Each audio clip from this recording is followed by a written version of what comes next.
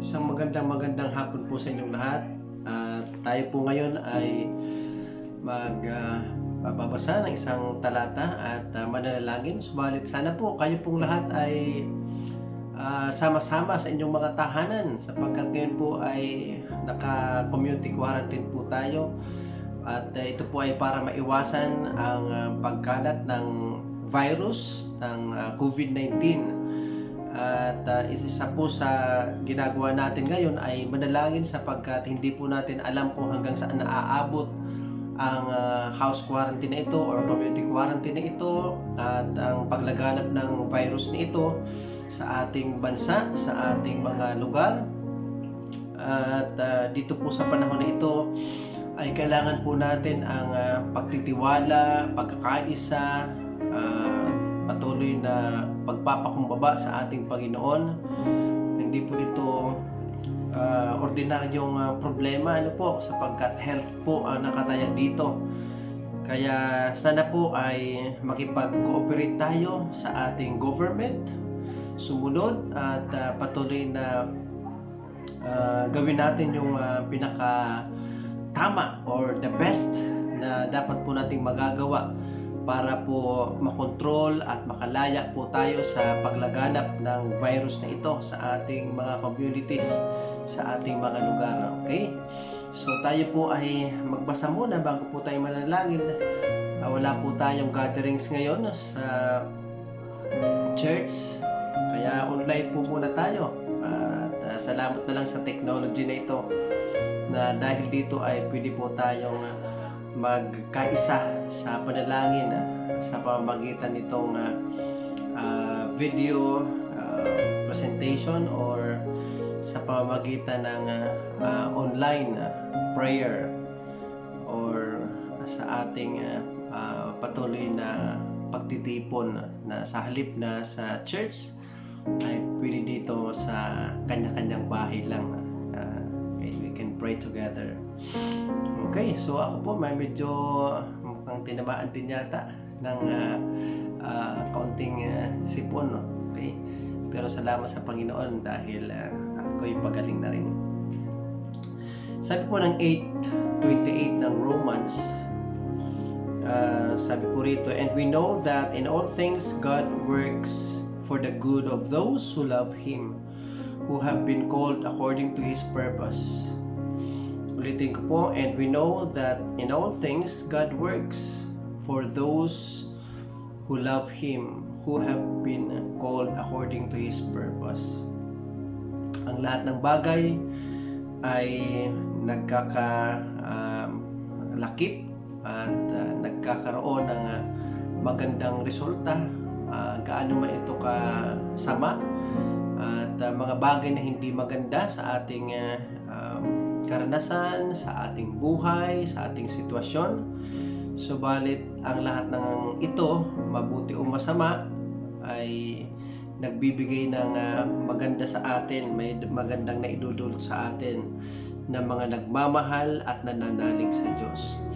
Kaya may mga hindi naman maganda or may mga bad result, may bad effect ang COVID-19, pero dahil po tayo nagmamahal sa Diyos, may maganda rin po itong resulta sa atin at maging sa ibang tao.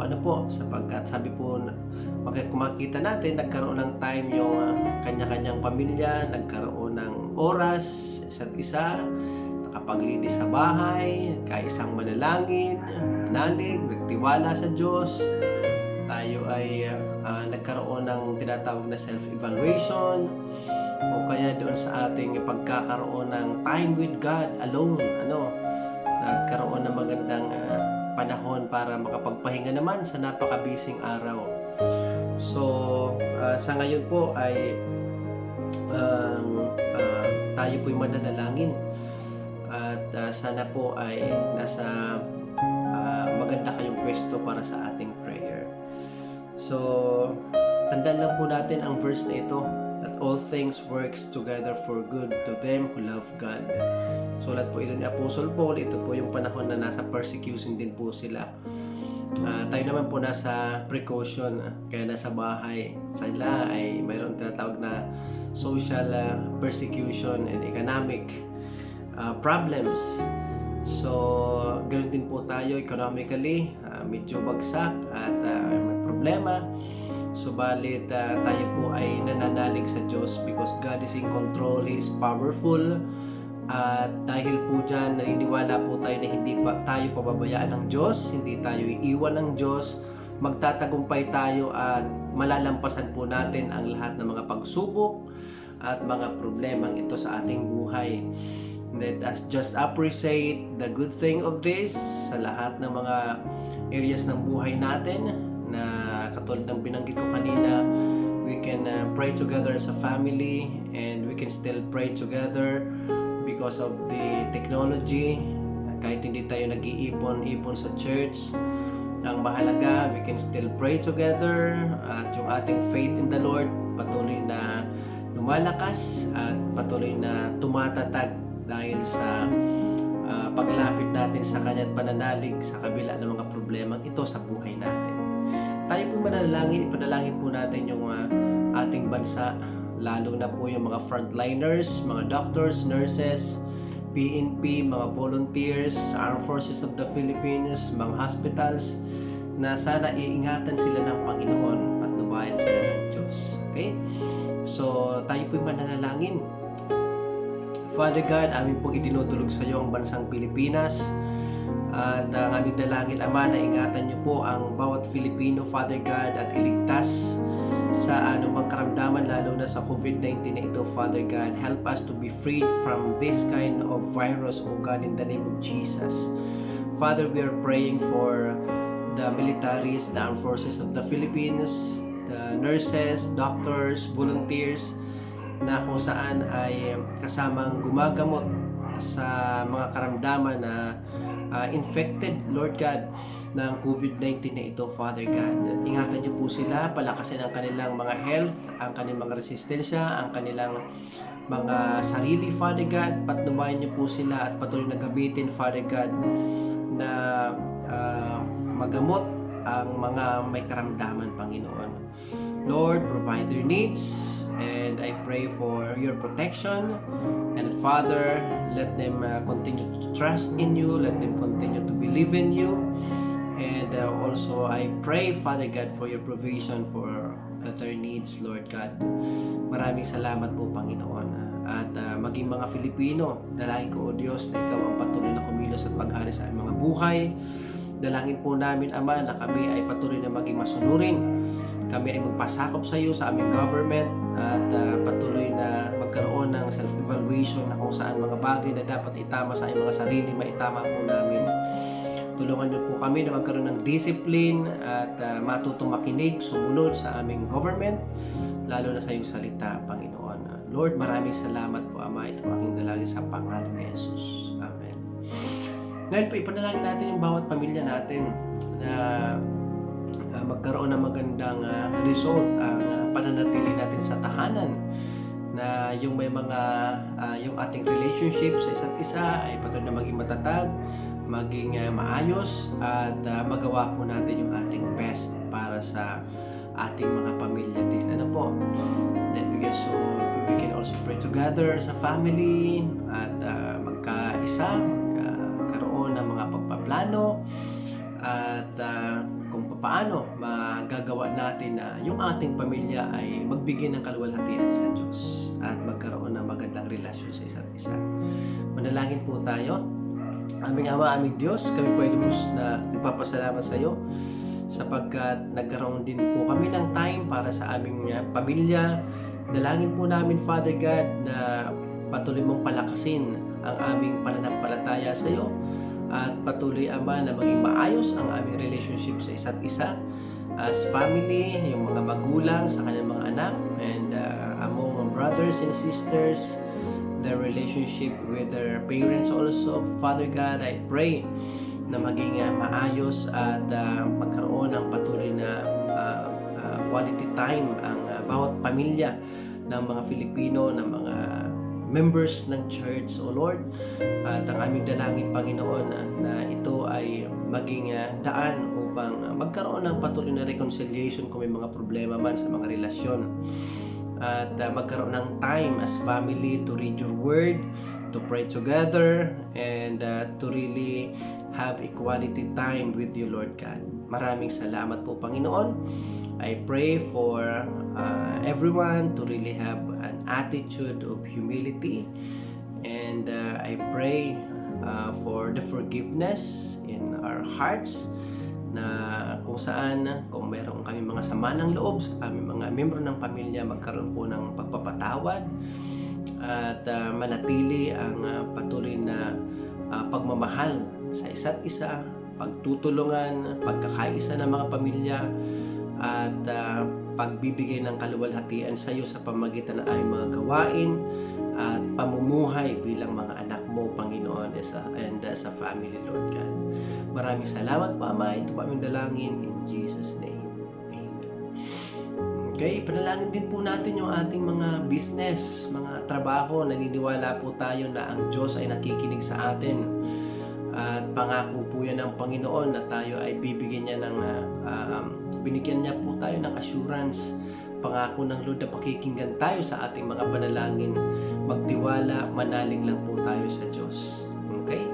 So kung tayo po ay susunod sa Kanya, mananalig sa Kanya, magtitiwala tayo sa Kanya, hingin po natin ang maibigan natin ayon sa kalooban ng Diyos, ipagkakaloob po yan sa atin ng Panginoon. Okay, let's pray na pagpalain ng Diyos pa rin at tulungan tayo sa ating sa inyong mga trabaho, sa inyong mga businesses, at sa ating mga ministeryo. Aming Diyos, Father God, kami po'y dumadalangin na pangunahan niyo po, Panginoon, ang bawat miyembro ng iyong iglesia, ng GCF, at lahat ng mga relatives namin, ng mga Filipino, na wag po sanang bumagsak ang aming ekonomiya, at pagkos kami po ay magkaroon ng mga ideas kung paano namin may improve yung business ng aming mga kapatiran o ng bawat isa sa amin, trabaho at mga ministeryo, Panginoon. Father God, I pray for your wisdom, direction for your people, Lord God, to really have good ideas, Lord God, for their business, for their jobs, O Lord. Bigyan niyo po sila ng patuloy na kalusugan, kalakasan, karunungan, upang ang kanilang mga resources ay patuloy na lumago at patuloy mo pong pagpalain, Panginoon. I pray for your provision, O Lord, at naniniwala po ako na ikaw lang po ang makapagbibigay ng lahat ng ito. May kakayanang magpala sa aming mga trabaho, sa aming mga gawain, sa mga resources na ipinagkatiwala mo sa amin.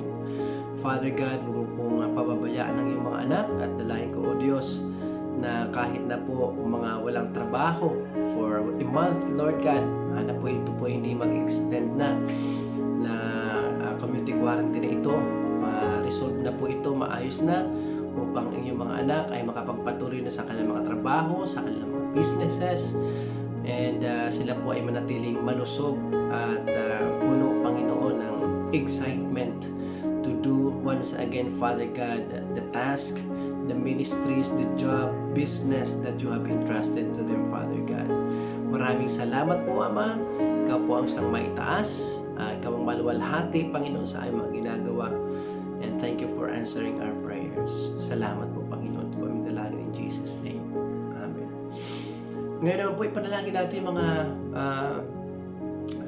yung ating pong senior pastor, Pastor Ed Pilapil, yung ating pong mga elders and workers and pastors, lahat po ng mga members, okay, or mga leaders ng ating mga youth groups. Let's pray. Father God, kami po ay patuloy na dumutulog sa iyo. Pangunahan niyo po at bigyan ng malusog na pangatawan si Pastor Ed. At dalangin po namin ang patuloy na protection mo, patuloy na karunungan, kalusugan, at patuloy po siyang pangunahan sa kanyang pamamahala, pamamalakad, pangangalaga sa iyong iglesia. Same thing with the elders and pastors and leaders of the church. I pray for your divine guidance and protection. I pray for unity, na patuloy na kami magkaisa, at patuloy naman na magawa namin ang kalooban mo, at patuloy ka pong maitaas, Panginoon, sa GCF at maging sa mga iba't ibang mga outreaches ng GCF Naga, Panginoon. Maraming salamat po, O Lord. Purihin ka, sambahin ka. Ito po aming dalangin in Jesus' name. Amen. Padalangin po natin yung ating President, mga government officials, at lahat ng mga barangay captains, lahat ng mga namumuno sa ating bayan. Father God, we pray for President Rodrigo Duterte. Father God, bigyan niyo po siya ng patuloy na karunungan, kalakasan, katatagan, Panginoon, at patuloy po siyang samahan at gabayan sa lahat ng kanyang mga ginagawa. Pagpalain niyo po siya, maging ang mga senators, ang mga gabinete, Father God, and lahat, Panginoon, mga congressmen, Father, I pray for them, for their unity, wisdom, direction, sa kanilang patuloy na pag-address sa COVID-19 at sa patuloy na matagumpay na pamamahala sa bansang Pilipinas. Ganoon din po yung mga barangay captains, Father God, and mga barangay tanod, pangunahan niyo po sila, lahat ng mga barangay officials, lahat ng mga governors, Lord God, and mayors. I pray for your wisdom and protection for them, and may you use them mightily, Father God, sa kanilang pamamahala sa aming mga bayan or sa aming mga barangay, sa aming mga probinsya, sa bansang Pilipinas, Ama. Lord, salamat po, and I pray, Father God, na patuloy na magkaroon ng discipline at magkaroon ng takot sa iyo, magkaroon, Panginoon, ng patuloy na karunungan galing sa iyo. Patuloy po silang pangunahan, patuloy po silang patnubayan, at dalangin po namin, Ama, na sila makakilala, magkaroon ng takot sa iyo, at patuloy na manalig sa iyo at magtiwala sa iyo, magdepende sa iyo, Panginoon, para sa isang maayos, mapayapa at matagumpay na pamamahala sa aming bayan. Salamat po, Panginoon, purihin ka. Salamat po sa pakikinig mo sa aming mga panalangin. Patuloy mo kaming pag-isahin, patuloy mo kaming samahan, at gamitin mightily for the glory of your name, Father God. Ito po aming dalangin sa iyo po ang kapurihan at pagpalain niyo po lahat na nakiisa, lahat ng sumama, ng join sa prayer na ito, at sa lahat ng mga nanalangin, Panginoon, para sa aming bansa, para sa iyong iglesia, para sa iyong gawain, Panginoon, at patuloy na pagpapalawak ng iyong salita sa kaligtasan ng maraming tao. Purihin ka, Ama, luwalhatiin ka. Ito po aming dalangin in Jesus' name we pray. Amen. Maraming salamat po sa lahat na na-join, at nawa patuloy po kami yung pagpalain ng Panginoon, gabayan tayo ng Diyos, ingatan tayo ng Panginoon, and I pray na patuloy tayo maging malusog sa biyaya ng Panginoon at maging ligtas sa lahat ng karamdaman. Purihin po ang Diyos, pagpalain kayo ng Panginoon. God bless.